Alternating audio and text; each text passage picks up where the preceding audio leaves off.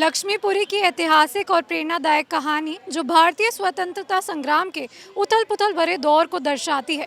साथ ही एक छोटी सी लड़की की कहानी किस तरह से पुरानी परंपराओं से लड़कर और अपने हक के लिए लड़ती है, साथ ही आत्मनिर्भर बनने तक का सफ़र तय करती है।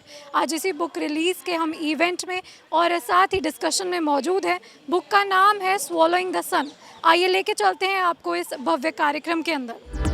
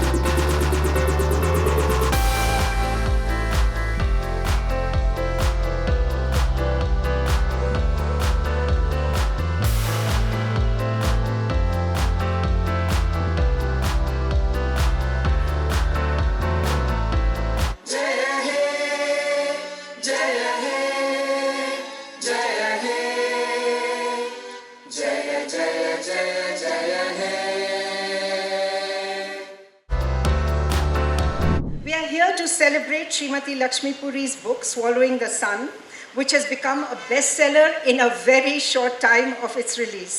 And we are truly grateful that the Lieutenant Governor agreed to join us for this special celebration, which is not just the celebration of the book, but also, as you can see from the stage, a celebration of women power. And now we have even a woman chief minister in Delhi, so a huge round of applause for that. So this is how we make the museum. It's wonderful,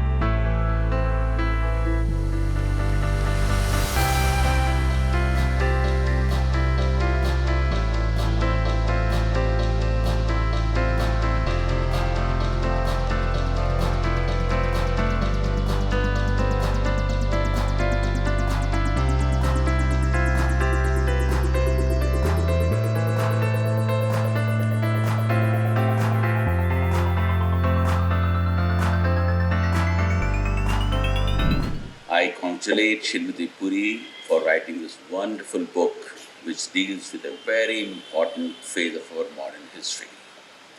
The book successfully captures the socio-economic and political dimensions of our freedom struggle through the eyes of a woman who is protagonist of this novel.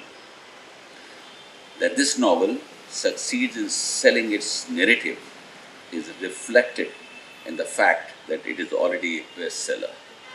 I sincerely hope that its readers, mostly of the post-independence era, will get to learn about and relate with the pre-independence and pre-partisan tumultuous days of our national history.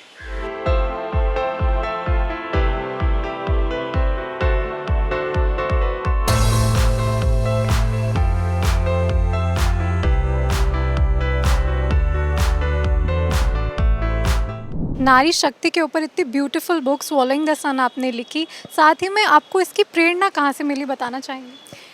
मेरी माँ से, और अपने जीवन में भी और अपने करियर में भी मैंने नारी शक्ति को आगे बढ़ावा देने के लिए जो कार्य किया है उससे भी प्रेरणा मिली है इस उपन्यास को लिखने में।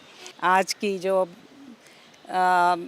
युवा हैं उनको याद करना चाहिए कि 100 साल पहले कितना धाड़स दिखाया, तो उसी तरह से उस समाज में, उस राष्ट्र जो उस समय जो हमारी गुलामी की स्थिति थी और आज़ादी की लड़ाई लड़ी जा रही थी, उस समय किस तरह इन महिलाओं ने अपने आप को आगे किया।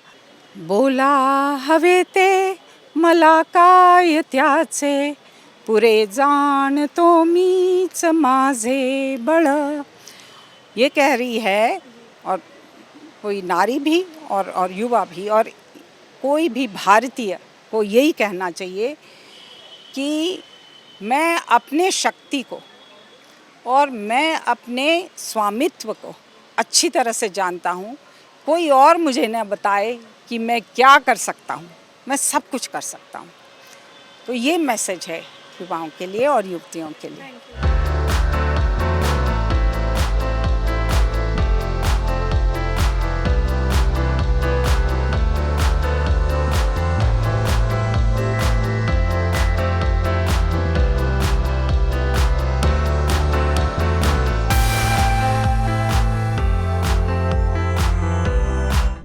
सो ये इवेंट तो बहुत ही अच्छा गया और लक्ष्मी जी ने जो किताब लिखी है वो आजकल के लिए ज़माने के लिए भी बहुत पर्टिनेंट है।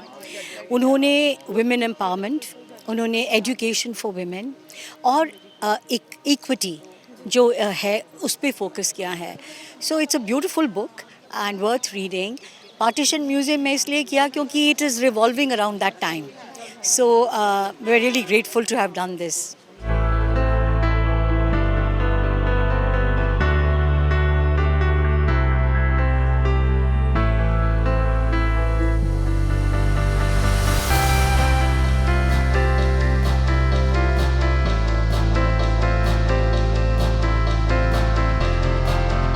आज के यूथ को बहुत ज़रूरत है इस बुक से इंस्पिरेशन लेने की।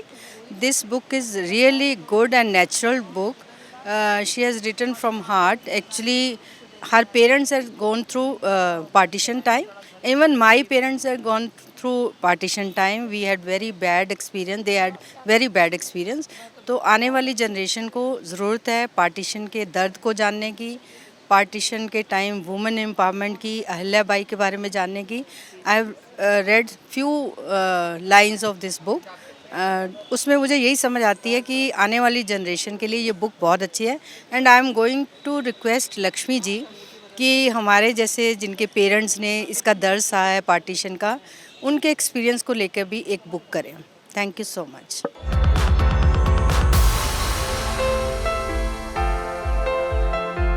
अब इंडिया में जो औरत है उनको पहचाना जा रहा है, उनकी आइडेंटिटी को पहचाना जा रहा है मोर एंड मोर। हम देख रहे हैं कि ज़्यादा लोग अब ये देख रहे हैं कि औरत सब कुछ कर सकती है। और इस किताब में यही चीज़ दिखाई गई है कि औरत ऐसी कोई पिछड़ी हुई, ऐसी कोई आइडेंटिटी उनकी नहीं है। आज की जो आधुनिक औरत है वो सब कुछ कर सकती है और अपने ही बलबूते पे कर सकती है। ये नहीं ज़रूरी कि उसका कोई हस्बैंड होना चाहिए या कोई बच्चे होने चाहिए। जी, अपने पैरों पर खड़े रहो और ये कभी मत समझो कि मैं कुछ नहीं कर सकती। आप सब कुछ कर सकते हैं और जितने भी आपके बड़े सपने होंगे उतने ही आप आगे बढ़ोगे।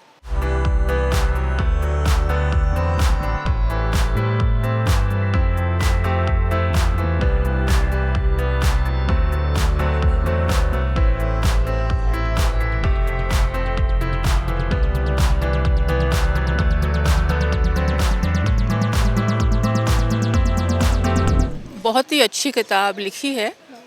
अभी ऑथर ने समझाया कि उन्होंने social history, culture of that time, उसका एटिकेट क्या था, डिफरेंट सोर्सेस से, different objects, different experiences, different historical perspective से उन्होंने उस जो 1800s और 1900s के बीच में जो कल्चर था, भारत का कल्चर, उसका जो रीजनरेशन हुआ, उसमें एजुकेशन, वुमेन्स इक्वालिटी।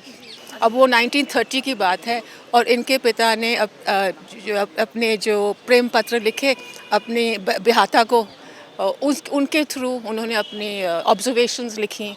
तो ये बहुत ही सुंदर तरीका है हिस्ट्री को समझाने का।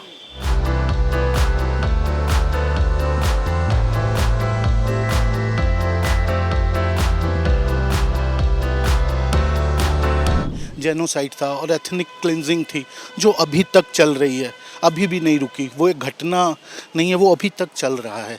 तो मैं 3rd जनरेशन माइग्रेंट हूँ। मेरे दादा दादी, नाना नानी सब पाकिस्तान से आए थे और उनसे सुनी हुई, बचपन से सुनी हुई वो दर्द भरी कहानियाँ जो हैं वो रिलीव हो गई आज। और ये म्यूज़ियम बहुत अच्छा इनिशिएटिव है, बहुत अच्छा। और आपके माध्यम से मैं सबसे कहूँगा कि उनके पास अगर कुछ यादें हैं तो वो प्लीज़ इस म्यूज़ियम को डोनेट करें, ताकि ज़्यादा से ज़्यादा लोग उन चीज़ों को देख सकें और जो हमारे बुज़ुर्गों ने जख्म सहे हैं वो उसको फील कर पाएँ।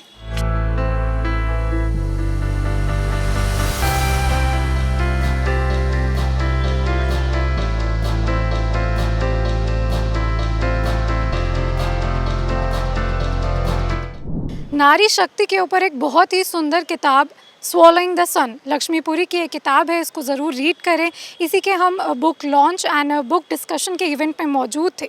इसी तरह के खास इवेंट्स के लिए और साथ ही जानकारी भरी न्यूज़ के लिए देखते रहें punjabkesari.com।